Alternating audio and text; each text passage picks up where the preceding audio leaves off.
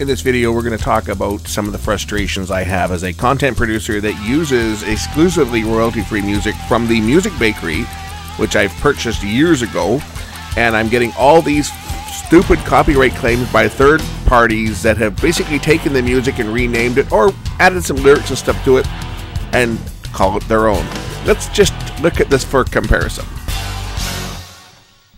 Now, of course, you guys recognize that as the theme music I've used on many of my videos over the last couple years. But recently, it's come under fire because a chap by the name of Rick Hart has used the music bed and put some words to it. And, well, I'll let you guys listen, and I'll cut it off because it's going to pull a strike. But I want you guys just to hear the opening, a little bit of it here, so you can see exactly what has been done with this track. So how you gonna leave your sweet mama earth? Okay, I think it's blatantly obvious there, the music that was used, and I'll let a little bit more play here, so because I edited it for my opening, right? So my opening has changed a little bit, but here's the original music bed, and I'll let it play right into the point where he starts to sing. You'll hear the trumpet and stuff that they've remixed it, but this is the original from the Music Bakery's bed. So let's play for just a few seconds here. So here's where the lyrics would start, right? This is the instrumental version, but this is a licensed, royalty-free track that when you buy it from the Music Bakery, you should be allowed to use this. But every time I try to use this, I get a claim from this guy's music clearing company, and I have to dispute it, and it's a pain in the ass. Let's listen to a few others. I'm just picking on this one guy, and this guy's name is Rick Hart, not to be confused with the other Rick Hart from Australia, who's a country music artist, but this guy's from the States. But I'm just picking on him because I seem to be getting a lot of claims with from his company, and not all of his music he's taken off of the Music Bakery's royalty-free site. But the 4 tracks I'm going to play in this are ones that have just kind of been hitting me constantly, and it's driving me insane. So the next one here is one that Rick Hart released, and he calls it The Fool on the Corner, and you'll listen to this opening, and I'm going to cut it off here. So here's his version of it, and I'm going to show you, this is the Music Bakery's version.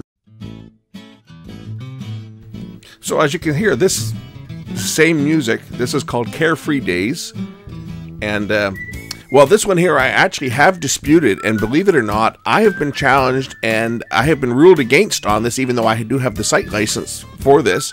I've sent letters off, I've sent emails off to these companies that make the claims, and I have been denied. And you see, it's not YouTube that makes this decision.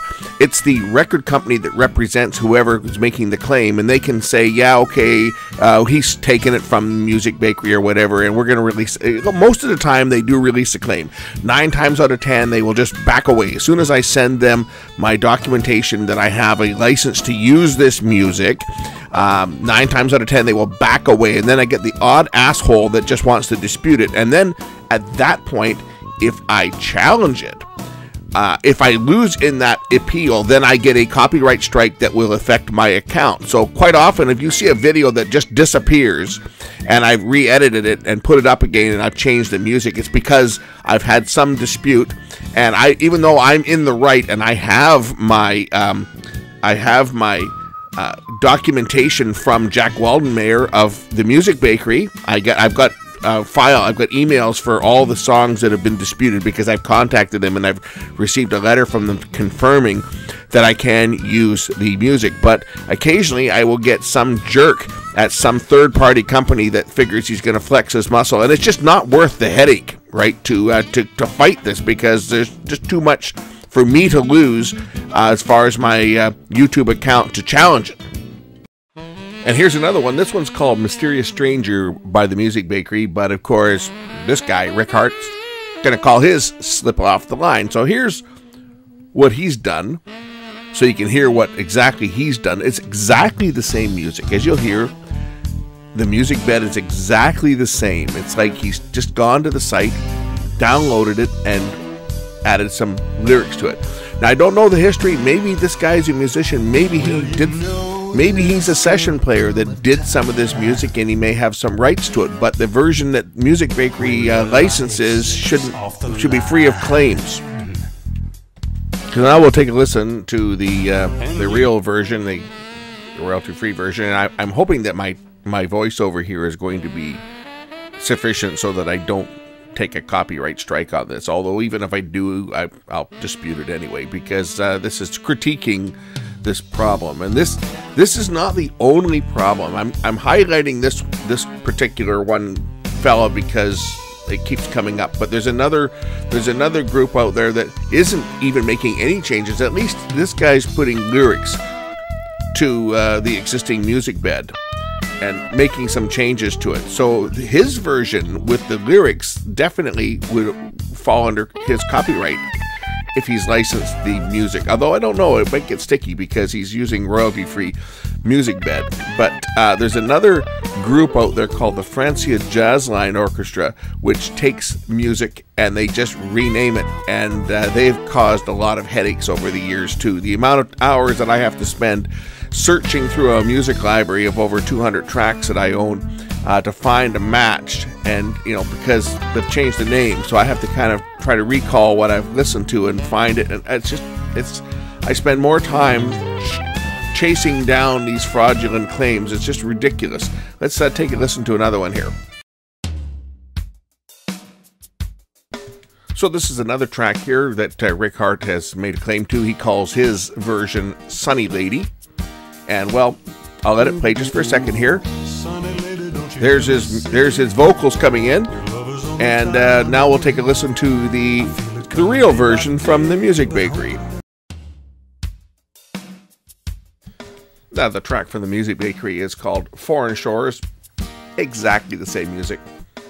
These are the four I'm going to highlight here with the Rick Hart comparison. But I'm going to play a few others that have been other claims that other people have made, which have been absolute direct ripoffs. They haven't even added any lyrics to them.